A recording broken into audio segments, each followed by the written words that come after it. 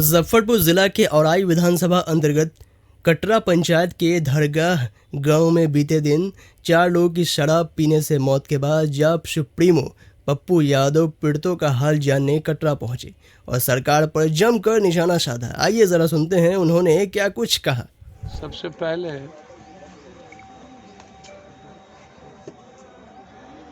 नीतीश ये बताएं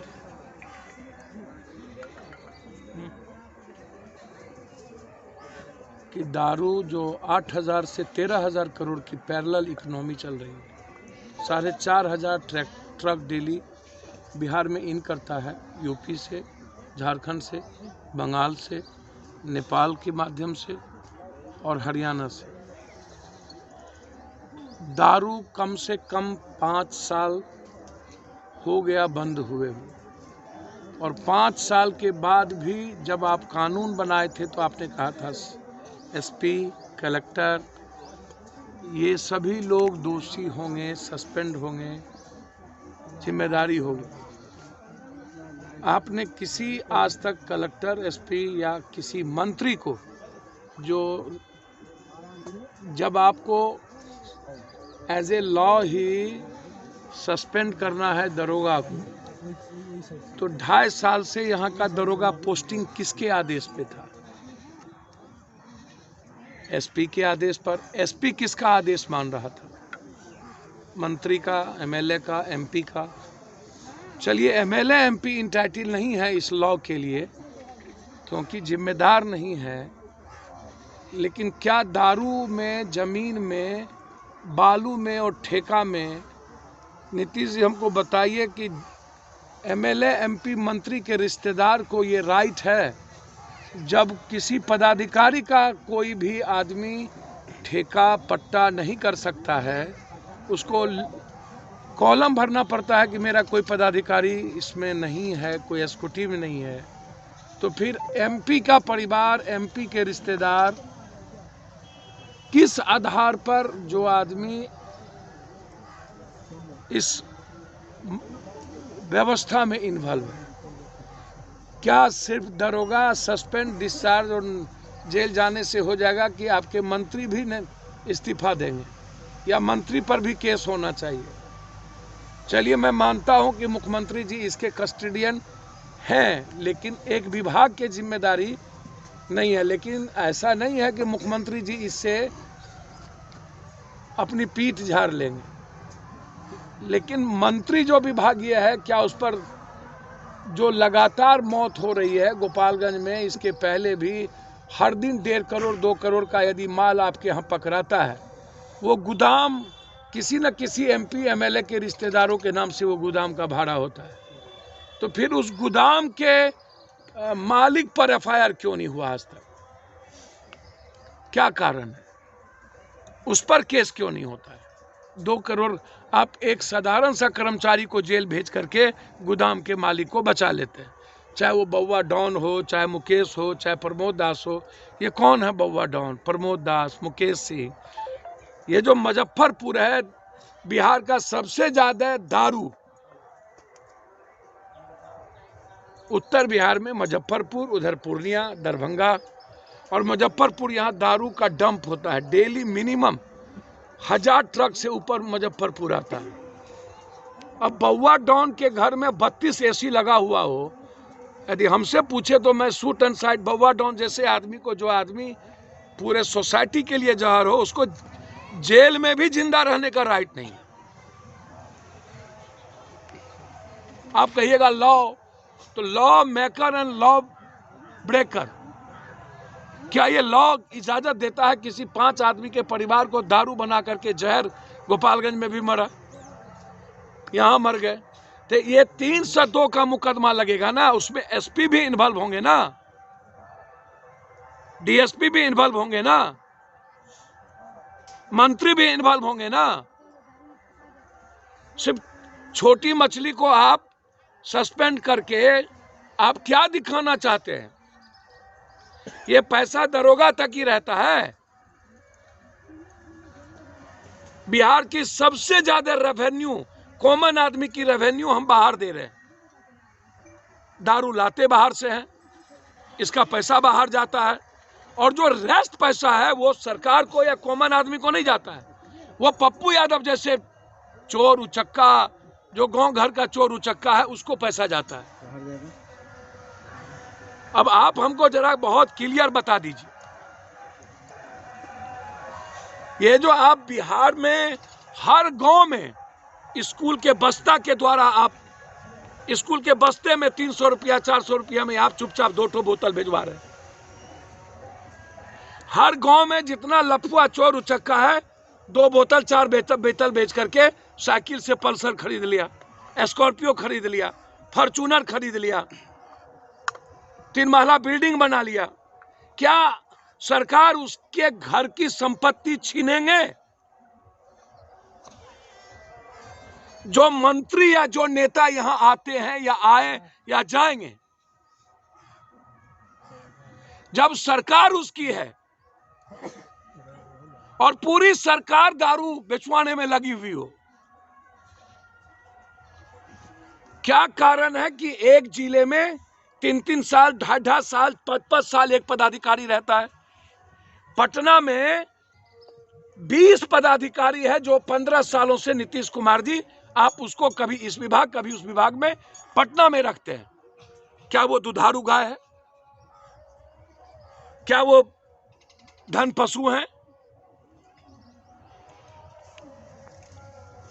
एक RWD एग्जीक्यूटिव की पोस्टिंग 1 करोड़ रुपया में होती है और फ्लड के समय 20-40 करोड़ 50 करोड़ रुपया वो कमाता है।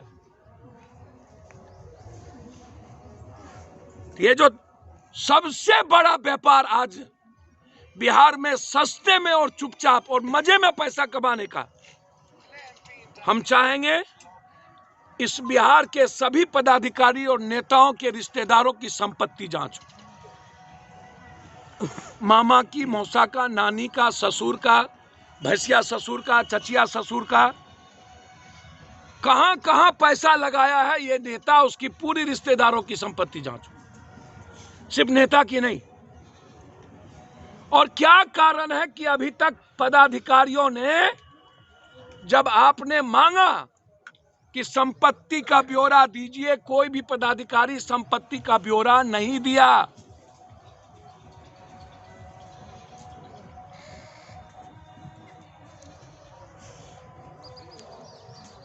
हमेशा यह सरकार छोटे लोगों को जेल भेज देती है, दारू पीने वालों को। कितने माफियाओं को अभी तक इन्होंने सजा दिलवाई है 5 सालों के अंदर?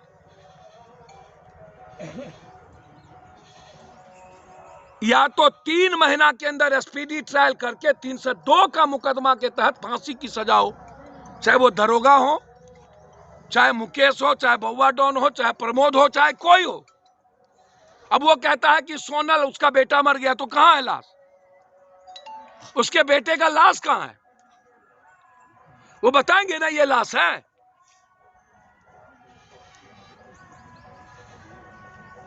लंबे समय तक मुकेश सिंह कारोबारी कर रहा हो, किसके अंडर में मुकेश सिंह की कारोबारी चल रही है? अब मुकेश को बचाने की तैयारी चल रहा है। बलि का बकरा बना रहे हो। अविलंब 302 का मुकदमा लागू होना चाहिए थाना प्रभारी चले के सब पे, और जेल भेजिए मुकेश सिंह पर, इन लोगों पर 302 का मुकदमा। और शराब का अलग से कोर्ट न्यायालय का गठन करिए और 6 महीना से ज्यादा स्पीडी ट्रायल करके उसको सजा दीजिए। और शराब में 7 साल की 3 साल की सजा नहीं होनी चाहिए, मिनिमम आजीवन कारावास। 10 करोड़ 20 करोड़ रुपया कमा लेता है, उसको लगता है 6 महीने में मैं पैसा देके निकल जाऊंगा। अब पत्रकार जी लोग, आप लोग जानिए, आप लोग का धर्म जाने। इस शराब में सभी लगभग मंत्री, MLA, नेता का पैसा इन्वॉल्व है। जैसे अभी साहबगंज में पूरा का पूरा अरबों का जमीन ही सरकार का माफिया लोगों, नेता लोगों ने कब्जा कर लिया। पूरा मस्त है। इन नेताओं के खिलाफ पहले जंग होनी चाहिए, जिसका पैसा बालू में, जमीन में, दारू में इन्वॉल्व है और ये ठेका में। इस रोड में भी बहुत नेता है जिसका पैसा सप्लाई में लगा हुआ है। लंबा लंबा गप देते हैं ये नेता लोग। बाप के घर से पैसा लाते हैं क्या, जिसके पास साइकिल नहीं था और ये नहीं था? कहां से इतना बड़का बड़का गाड़ी पर चढ़ते हैं? क्यों इन नेताओं की संपत्ति जांच नहीं होती है? 20 साल के अंदर, 35 साल के अंदर हर नेता जो लोग की इंक्वायरी, संपत्ति और पदाधिकारी जो लोग जहां पोस्टेड रहे उसकी संपत्ति की जांच होनी चाहिए और अविलंब 6 महीने के अंदर उसकी पूरी संपत्ति सरकार अधिगृहित करे और जनता के हवाले करे। 302 का मुकदमा हो, एक मुकेश और एक मुकेश कौन डॉन, फलना बउआ डॉन, तौआ डॉन यहाँ नहीं है। यहाँ डॉन ही डॉन है, शराब डॉन, और वो पुलिस के संरक्षण में वो डॉन बना हुआ है और नेता को पैसा उसका जाता है। तो बंटवारा है ऊपर से नीचे तक पैसा। और ये मौत, गरीब आदमी एक बहाना है कि दारू पीता है। दारू तो सब पीता है, कुछ लोग दारू पीते हैं, कुछ लोग दारू से ज्यादा खून पीता है। क्या स्थिति है कॉमन मैन की, कभी जानते हैं क्या?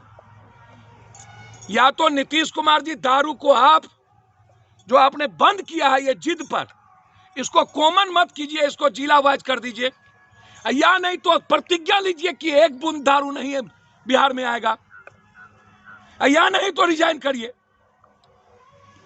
मंत्रिमंडल के मंत्री को बर्खास्त करिए और सिर्फ दरोगा के सस्पेंस से नहीं, एसपी से लेकर के इस जिले में जो जो पदाधिकारी है उस पर 302 का मुकदमा हो और उस पर इंक्वायरी हो और उसकी संपत्ति की जांच हो। पार्टी के तरफ से पूरे फैमिली को, दोनों की बच्ची की शादी पार्टी की जिम्मेदारी है। अभी एक फैमिली को 25,000, 10-10 हजार रुपया दिया गया है ताकि वो अपनी जिंदगी जी सके। गरीब आदमी मरने के लिए उतावला तो रहता है, लेकिन उसकी जिंदगी फिर बनाने के लिए कोई उतावला नहीं। इसलिए हम पूरी इंक्वायरी चाहते हैं और 5 साल के अंदर अभी तक दारू क्यों नहीं रुका, मौत क्यों नहीं रुकी, इसके लिए नीतीश कुमार जी को जवाब देना चाहिए। और कुछ पूछना?